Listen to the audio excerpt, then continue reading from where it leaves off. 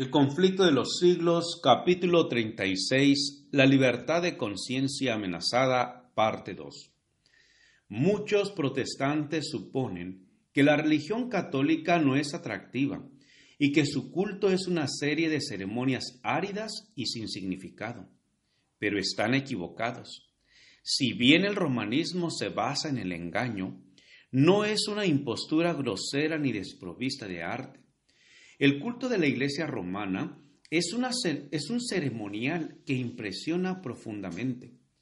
Lo brillante de sus ostentaciones y la solemnidad de sus tiros fascinan a los sentidos del pueblo y acallan la voz de la razón y de la conciencia. Todo encanta a la vista. Sus soberbias iglesias, sus procesiones imponentes, sus altares de oro, sus relicarios de joyas, sus pinturas escogidas y sus exquisitas esculturas. Todo apela al amor de la belleza. Al oído también se le cautiva. Su música no tiene igual. Los graves acordes del órgano poderoso, unidos a la melodía de numerosas voces que resuenan y repercuten por entre las elevadas naves y columnas de sus grandes catedrales, no pueden dejar de producir en los espíritus impresiones de respeto y reverencia. Este esplendor, esta pompa y estas ceremonias exteriores, que no sirven más que para dejar burlados los anhelos de las almas enfermas de pecado, son clara evidencia de la corrupción interior. La religión de Cristo no necesita de tales atractivos para hacerse recomendable. Bajo los rayos de su luz que emite la cruz, el verdadero cristianismo se muestra tan puro y tan hermoso que ninguna decoración exterior puede realizar su verdadero valor. En la hermosura de la santidad, o sea un espíritu manso y apacible, lo que tiene valor delante de Dios. La brillantez del sitio no es necesariamente indicio de pensamientos puros y elevados. Encuéntranse a menudo conceptos del arte y refinamiento del gusto en espíritus carnales y sensuales. Satanás suele valerse a menudo de ellos para hacer olvidar a los hombres las necesidades del alma, para hacerles perder de vista la vida futura e inmortal, para alejarlos de su Salvador infinito e inducirlos a vivir para este mundo solamente. Una religión de ceremonias exteriores es propia para atraer al corazón irregenerado. La pompa y el ceremonial del culto católico ejercen un poder seductor, fascinador, que engaña a muchas personas, las cuales llegan a considerar a la Iglesia romana como la verdadera puerta del cielo. Solo pueden resistir su influencia los que pisan con pie firme en el fundamento de la verdad y cuyos corazones han sido regenerados por el Espíritu de Dios.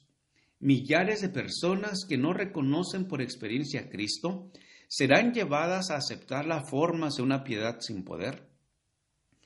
Semejante religión es precisamente lo que las multitudes desean.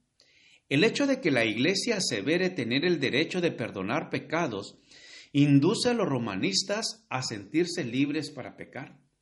Y el mandamiento de la confesión, sin la cual ella no otorga su perdón, tiende además a dar bríos al mal.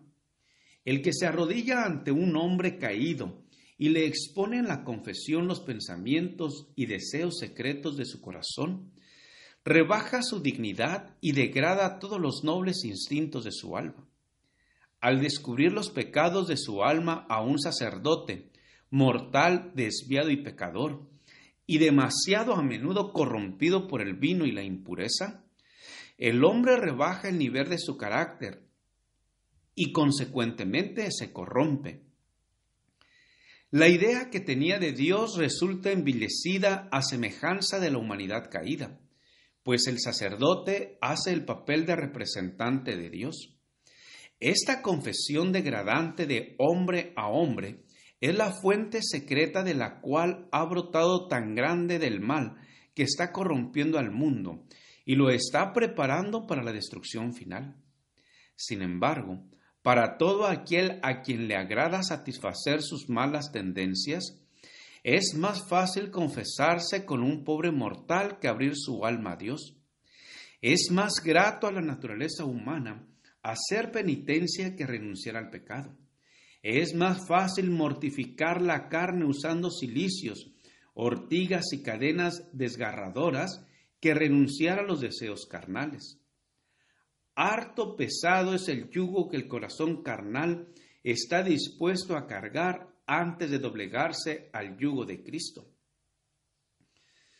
Hay una semejanza sorprendente entre la iglesia de Roma y la iglesia judaica del tiempo del primer advenimiento de Cristo. Mientras los judíos pisoteaban secretamente todos los principios de la ley de Dios, en lo exterior eran estrictamente rigurosos en la observancia de los preceptos de ella, recargándola con exacciones y tradiciones que hacían difícil y pesado el cumplir con ella. Así como los judíos profesaban reverenciar la ley, así también los romanistas dicen reverenciar la cruz. Exaltan el símbolo de los sufrimientos de Cristo, al par que niegan con sus vidas a aquel a quien ese símbolo representa. Los papistas colocan la cruz sobre sus iglesias, sobre sus altares y sobre sus vestiduras. Por todas partes se ve la insignia de la cruz. Por todas partes se la honra y exalta exteriormente.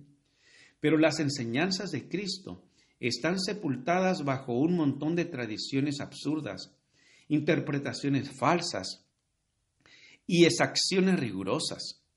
Las palabras del Salvador respecto a los judíos hipócritas se aplican con mayor razón aún a los jefes de la Iglesia Católica Romana.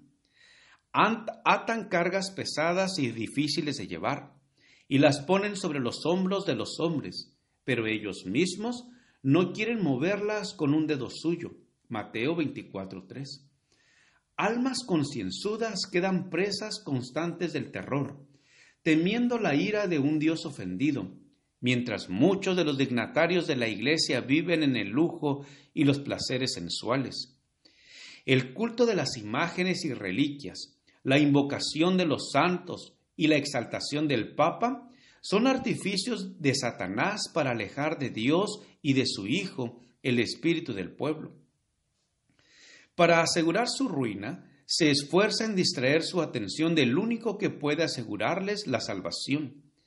Dirigirá las almas hacia cualquier otro objeto que pueda sustituir a aquel que dijo: «Venid a mí, todos los que estáis cansados y agobiados, y yo os daré descanso». Mateo 11:28. Satanás se esfuerza siempre en presentar de un modo falso el carácter de Dios. La naturaleza del pecado y las verdaderas consecuencias que tendrá la gran controversia. Sus sofismas debilitan el sentimiento de obligación para con la ley divina y dan a los hombres libertad para pecar. Al mismo tiempo, les hace aceptar falsas ideas acerca de Dios, de suerte que le miran con temor y odio más bien que con amor. Atribuyen al Creador la crueldad inherente a su propio carácter, la incorpora en sistemas religiosos y le da expresión en diversas formas de culto. Sucede así que las inteligencias de los hombres son cegadas, y Satanás se vale de ellos como de sus agentes para hacer la guerra a Dios. Debido a conceptos erróneos de los atributos de Dios, las naciones paganas fueron inducidas a creer que los sacrificios humanos eran necesarios para asegurarse el favor divino, y perpetráronse horrendas crueldades bajo las diversas formas de la idolatría. La Iglesia Católica Romana, al unir las formas del paganismo con las del cristianismo, y al presentar el carácter de Dios bajo falsos colores, como lo presentaba el paganismo, recurrió a prácticas no menos crueles, horrorosas y repugnantes. En tiempos de la supremacía romana, había instrumentos de tortura para obligar a los hombres a aceptar sus doctrinas. Existía la hoguera para los que no querían hacer concesiones a sus exigencias. Hubo horribles matanzas de tal magnitud que nunca será conocida hasta que sea manifestada en el día del juicio. Dignatarios de la Iglesia, dirigidos por su maestro Satanás, se afanaban por idear nuevos refinamientos de tortura que hicieran padecer lo indecible sin poner término a la vida de las víctimas. En muchos casos, el proceso infernal se repetía hasta los límites extremos de la resistencia humana, de manera que la naturaleza quedaba rendida y la víctima suspiraba por la muerte como por dulce alivio.